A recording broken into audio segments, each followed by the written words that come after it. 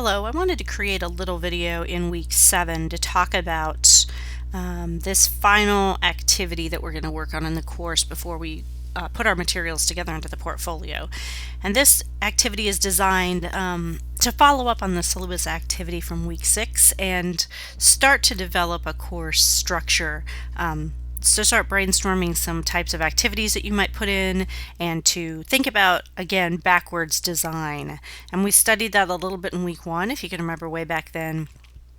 Backwards design is that concept of moving from kind of the idea of what we want students to have or understand, the goal, what is the end result of what I want students to accomplish, and then designing the course backwards. So in other words, in order to reach the course outcomes or the desired results, making decisions about what participants should hear, read, view, explore. So in other words, thinking about if we're going to reach a particular set of outcomes for a course, what are the materials that will best help students reach those outcomes, the knowledge and skills that students should master, and then again, the big ideas and important understandings participants should retain.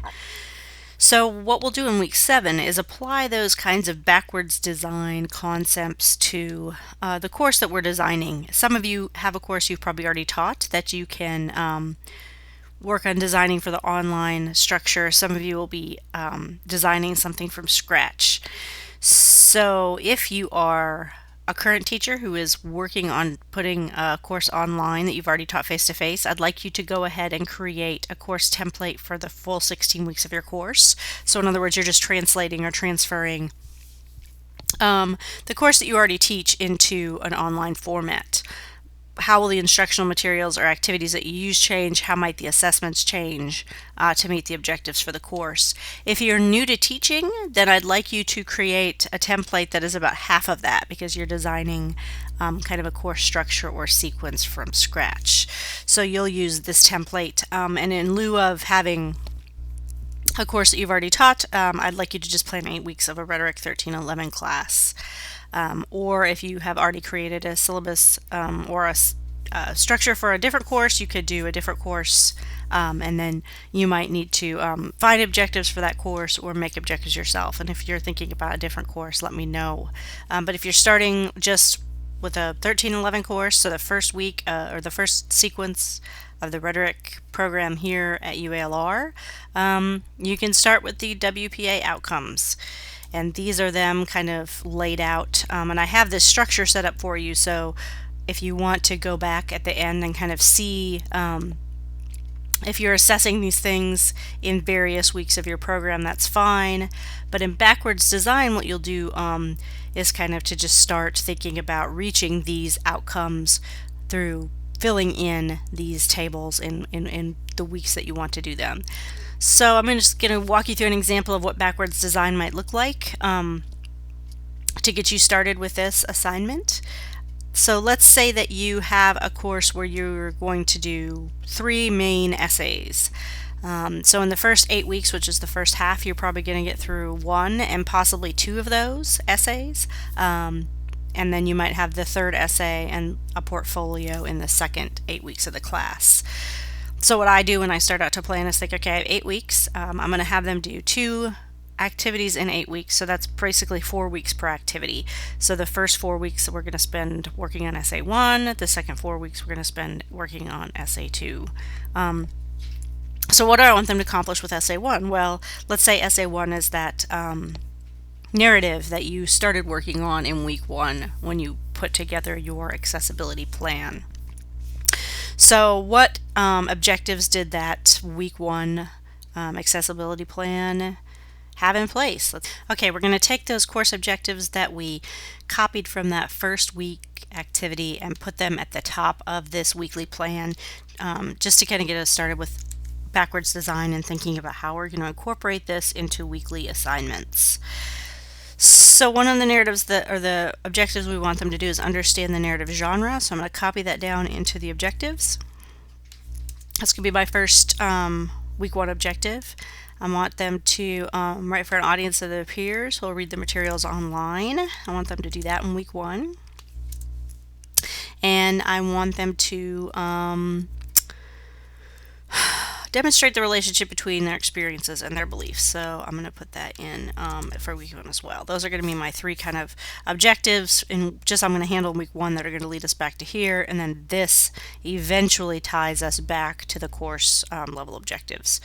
So working backwards, I'm going to say, okay, I want them to understand the narrative genre. So what materials am I going to provide? Well, you should probably have had some instructional materials linked into here that you could go back to get started. So writing a literacy narrative. I want them to read this first literacy narrative in week 1 and kind of start to understand the assignment itself. So I'm going to go back into my activity and I'm going to have them read that. Norton Guide to Literacy. Sorry. Okay. So that's going to be the material that I'm going to have them use in order to understand that narrative genre. And then I'm going to ask them to, excuse me,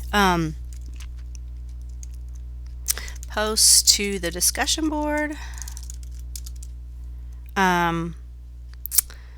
one story that describes an important literacy experience.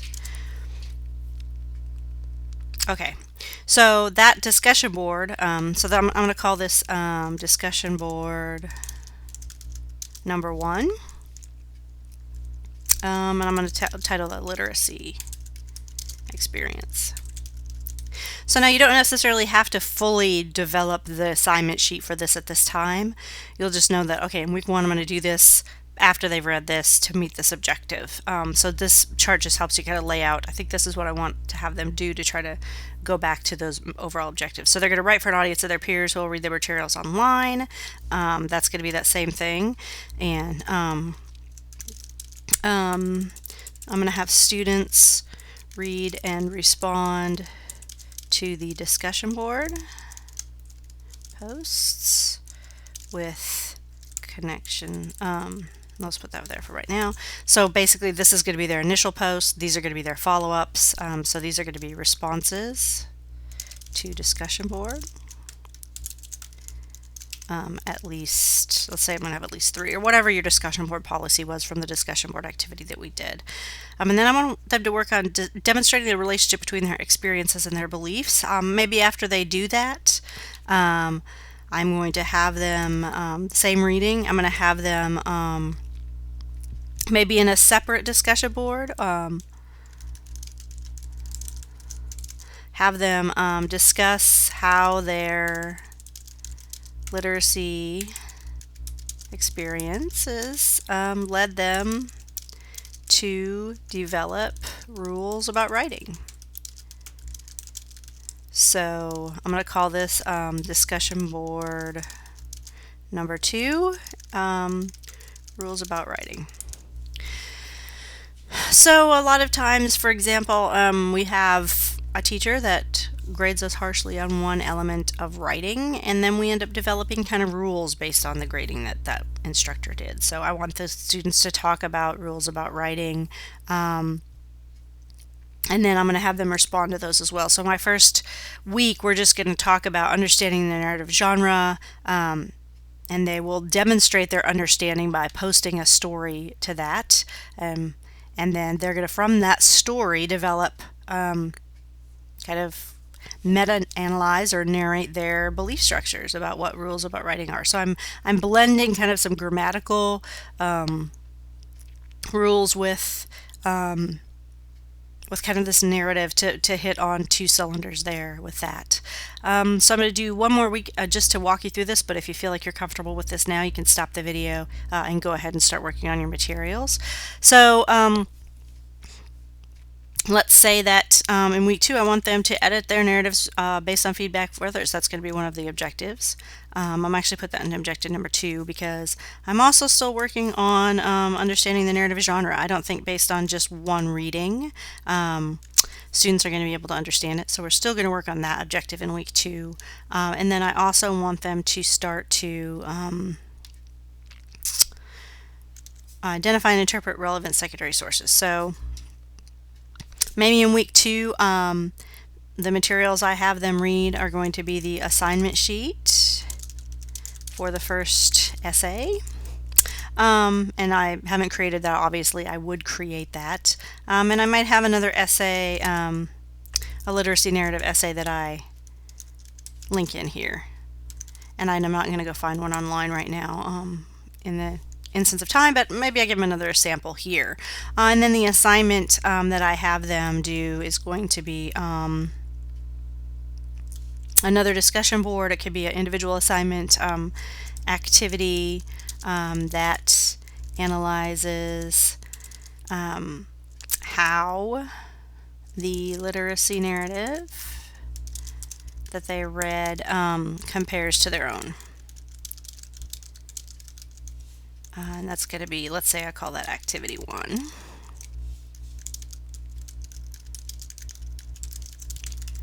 Right?